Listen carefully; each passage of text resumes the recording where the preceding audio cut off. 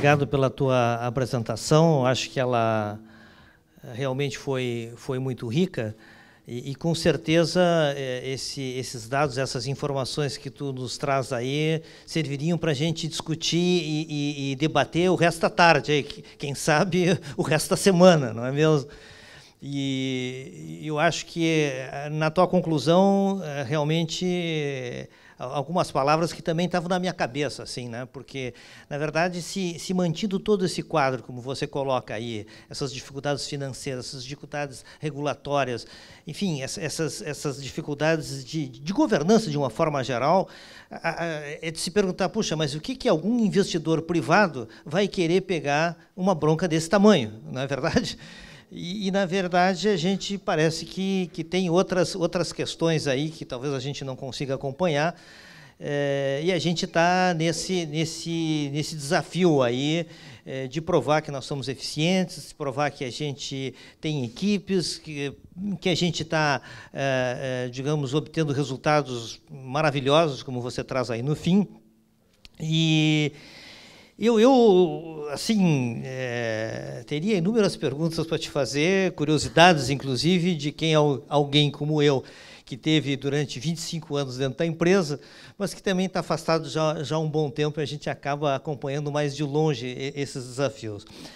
Mas eu queria trazer, no mínimo, duas perguntas aqui que foram levantadas aqui, eu não sei se talvez tenha mais alguma.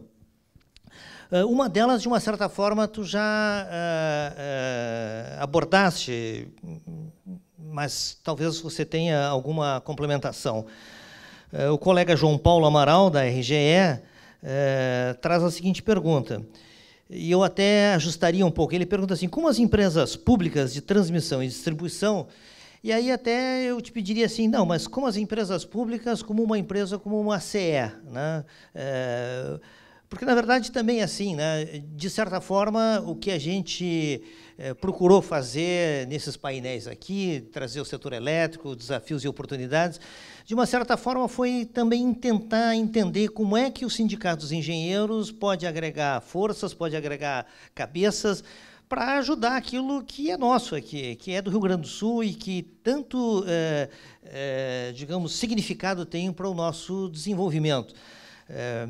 Aliás, essa inversão da pauta eu achei também interessante, porque, de uma certa forma, a gente está aqui com a Secretaria de Minas e Energia, a gente está aqui com o Ministério, com a EPE, e talvez alguns dos palestrantes que sigam agora possam nos ajudar na reflexão de alguns pontos que você colocou aqui, que são desafios, não é mesmo? Mas, enfim, o João Paulo coloca uma pergunta assim, como eu disse, eu acho que você já tangenciou isso aí. Ele pergunta assim, como as empresas públicas de transmissão e distribuição deverão evoluir os seus modelos de negócio e buscar a eficiência necessária para fazer frente ao elevado investimento previsto na expansão do sistema elétrico brasileiro nos próximos anos. Mas eu até pediria para tu complementar um pouco em relação ao que tu falasse, tentando colocar assim os desafios que a nossa velha e querida CE tem a curtíssimo prazo. O João Paulo está ali, né? Não, na verdade é o seguinte, algumas colocações, né, a gente poderia passar horas, dias e algum tempo bem bom trabalhando em cima delas. Muitas a gente é impedido de entrar em alguns detalhes, porque estamos há 15 dias aí de uma campanha eleitoral e algumas questões a gente, principalmente governança das empresas, a gente acaba deixando um pouco mais restrito. Pelo próprio impedimento. Mas respondendo ao João Paulo, né, eu acho que as empresas públicas, e aí é uma opinião minha, não é uma opinião da CE, é uma opinião minha. O Brasil, ele é um país com uma desigualdade social tremenda. Ele é um país onde o acesso a qualquer tipo de serviço ele é muito difícil. Então, muitas vezes a gente baseia as nossas estratégias em modelos de países que não têm as mesmas condições e as mesmas realidades do que o Brasil. As empresas públicas, elas têm por dever prestar um bom serviço e um serviço de ponta para os seus consumidores. O que eu apresentei aqui é um desafio muito grande para as empresas que têm, na sua essência, um prazo maior para se adaptar às mudanças. Mas há oportunidades, né? Nós caminhamos aqui no Brasil, como eu disse, nós temos uma sociedade que tem dificuldade de manter as suas contas básicas em dia. Então, o Brasil deve pensar em quais utilities que ele pode agregar em alguns grupos que podem prestar mais de um serviço para a sociedade. Pega o exemplo aqui da Celesc. Hoje, a Celesc é dona da SC Gás, tem participação na Casan. Então, apesar das regulações serem diferentes, muitas vezes algumas prestações de serviço podem ser feitas em cima da mesma plataforma. O Grupo CE instalou agora, nós temos aí 2.000 pontos para instalar, mas nós instalamos 70.000 pontos de telemedição. Medição em tempo real. Isso aí é uma economia de custos absurda para uma empresa como a nossa ou como qualquer outra empresa do segmento de distribuição da energia. Então, a gente costuma dizer que a gente está construindo uma rodovia para pedagiar no futuro, porque toda essa rede de telecomunicações de ponto a ponto que nós estamos desenvolvendo vai servir daqui a uns anos para, daqui a pouco, transferir dados de concessionárias de água, concessionárias de gás. Então, há muita oportunidade para as empresas estatais. Eu lembro sempre o seguinte, as nossas concessões são de 30 anos. E tem um economista que eu não lembro o nome, mas que sempre diz o seguinte: investimentos de longo prazo são feitos pelo Estado, investimentos de curto prazo são feitos pelo capital privado. Então, para esperar o resultado no final da concessão, acho que as empresas públicas têm que repensar o seu papel para a sociedade. Não interessa um Estado que tem uma empresa de saneamento e não tem uma empresa de energia elétrica ou não tem uma empresa de gás. Eu acho que é no ganho de escala que as empresas públicas vão sobreviver a essa transformação aqui. Essa é uma opinião minha, não é uma opinião da CE. É uma opinião minha. De fato, o momento é um pouco delicado de fazer algumas afirmações assim, face dos posicionamentos, enfim, num posicionamento pré-eleitoral, né? Mas você coloca uma coisa agora no final, eu acho assim como foi colocado pelo sindicato aqui, logo no início. Acho que ninguém é contra que a participação privada ocorra em todos os segmentos, desde que a gente tenha uma composição adequada de obrigações e direitos que sejam respeitados por todos. E eu, assim, até queria, assim, agora eu estava me lembrando, eu particularmente também, assim, Rafael e pessoal, eu acho que o setor público e o setor estatal têm uma responsabilidade muito grande na questão do desenvolvimento harmônico de toda uma região, de todo um estado. E eu sempre me lembro, nessa questão, os colegas mais antigos aqui da CE vão se lembrar, da famosa discussão que a gente teve há muitos anos atrás, ao decidir pela linha de transmissão entre a Quinta e Santa Vitória do Palmar. Santa Vitória do Palmar, talvez muitos aqui não se lembrem, a gente tinha uma usina a diesel e que a gente levava com caminhões o diesel até lá para queimar o diesel lá na ponta. Mas, de qualquer maneira, mesmo fazendo todos os estudos econômicos, aquela linha era de difícil remuneração num prazo razoável. E, portanto, dificilmente algum ente privado iria fazer um investimento que ele não teria retorno, ou pelo menos num espaço razoável. Mas, na época, essa linha acabou sendo construída graças à combinação de uma série de esforços. Por exemplo, puxa vida, mas se eu estou aumentando a capacidade e a confiabilidade de uma geração lá na ponta, eu estou favorecendo a irrigação, eu estou favorecendo a produção de arroz, eu estou favorecendo, digamos, o aporte de outros recursos para o Estado. E assim, a gente se lembra que essa linha acabou sendo construída pela agregação de outros recursos que estavam disponíveis no plano de irrigação, por exemplo. Coisas que seriam difíceis de ser compatibilizadas se o Estado não tivesse, digamos, uma posição importante nesse contexto, né? Então, eu faço essa reflexão, assim, claro, de novo, eu acho que é importante, o Estado, principalmente o Estado hoje, não tem condições de enfrentar todos esses números que são colocados aqui, mas é importante a gente reforçar a questão da regulação, reforçar a questão do desenvolvimento global de uma região. Não sei se, assim, tu terias alguma complementação, Rafael, para nos fazer nesse sentido.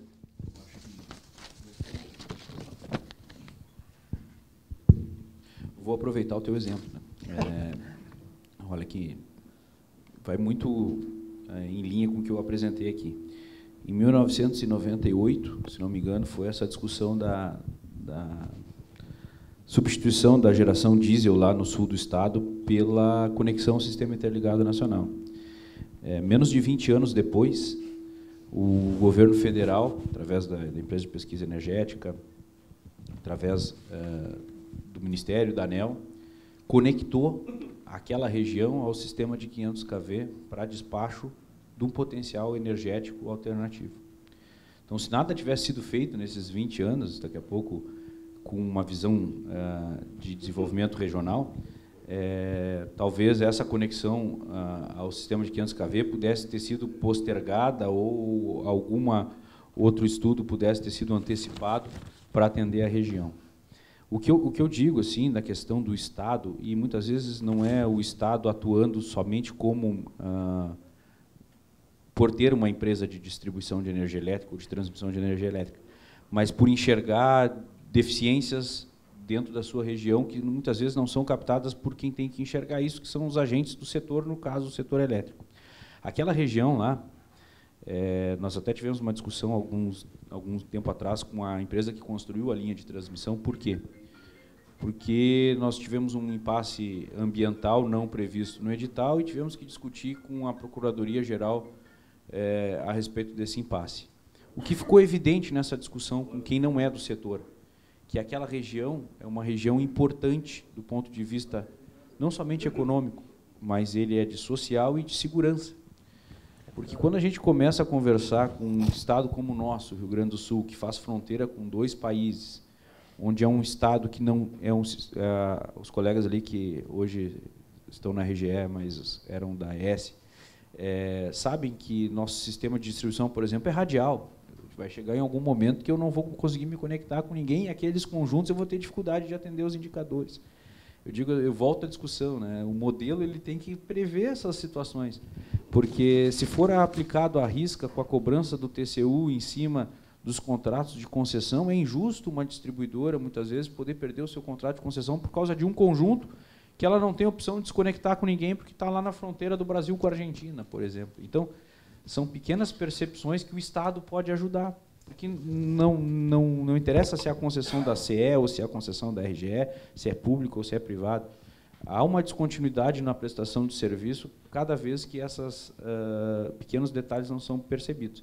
À época, o Estado conseguiu financiar essa obra, que foi importantíssima para a região.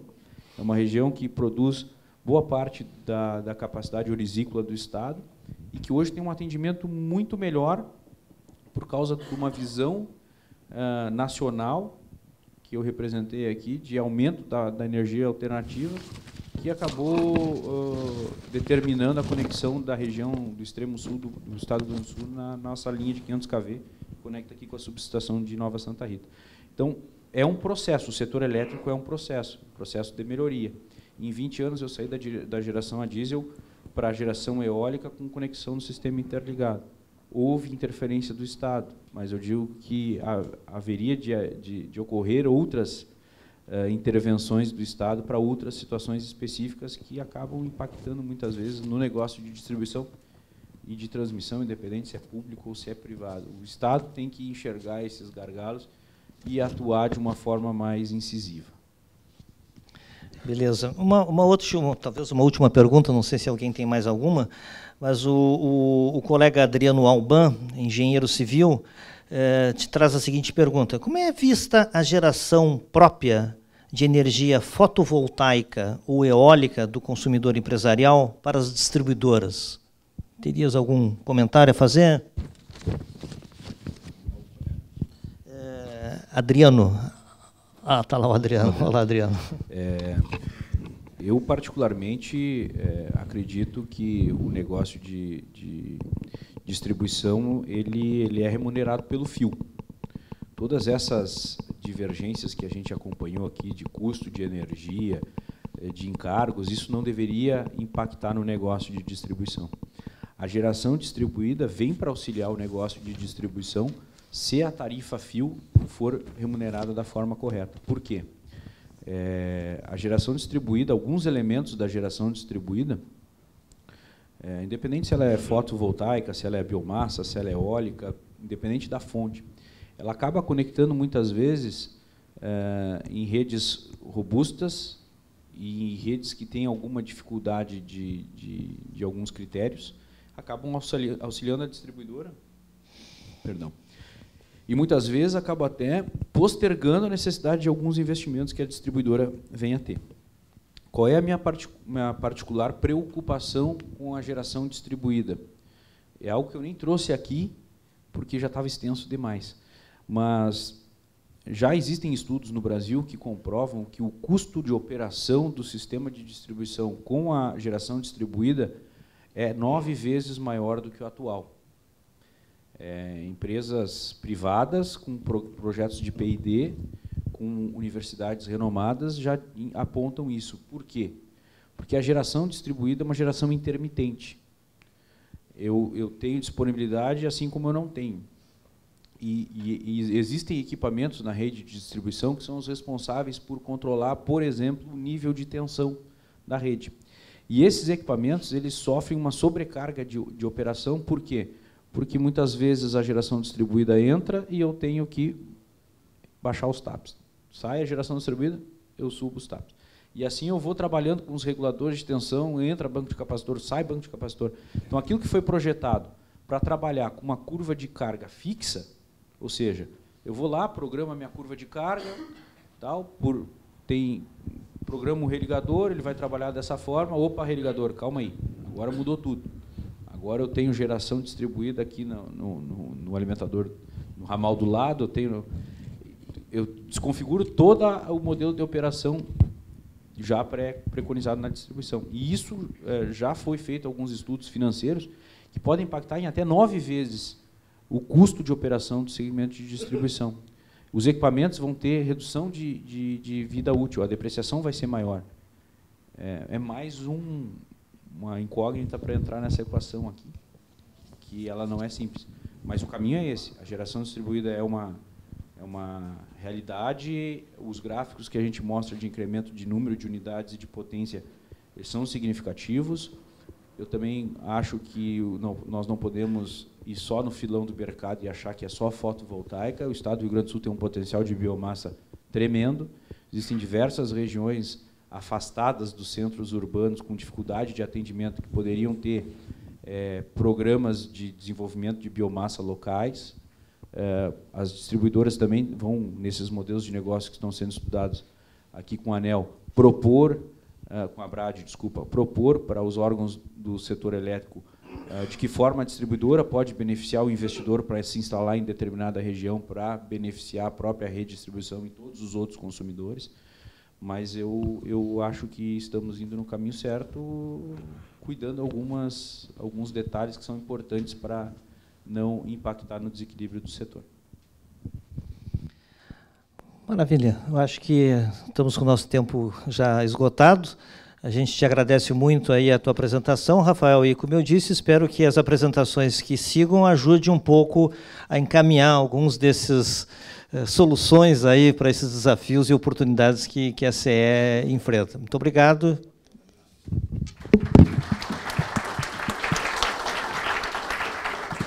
Muito obrigado ao engenheiro Rafael, engenheiro Marco Antônio. Antes de sairmos para o nosso intervalo de almoço, queremos lembrar que no dia de hoje diversos modelos de veículos estão expostos no estacionamento. Trata-se do convênio que o Senge firmou com as revendas de Porto Alegre para oferecer descontos e vantagens especiais aos associados na compra de carros 0 km. Volkswagen, Ford, Chevrolet, Nissan, com preços diferenciados e vantagens além das promoções normais. Alguns exemplos: Chevrolet Montana com desconto de 24%, Ford Focus hatch com desconto de R$ 13.000. Nissan Kicks top de linha de R$ 97.000 por R$ 85.000. O pessoal das revendas atenderá os interessados nos estandes aqui no Espaço Senge, onde vocês encontrarão também o atendimento do próprio Senge, Senge Previdência, Senge Seguros e da Fotosfera, parceiro do sindicato na energia fotovoltaica, com descontos especiais para os associados. Teremos agora o nosso intervalo de almoço e retomaremos os trabalhos pontualmente às 14 horas. Obrigado, bom almoço a todos.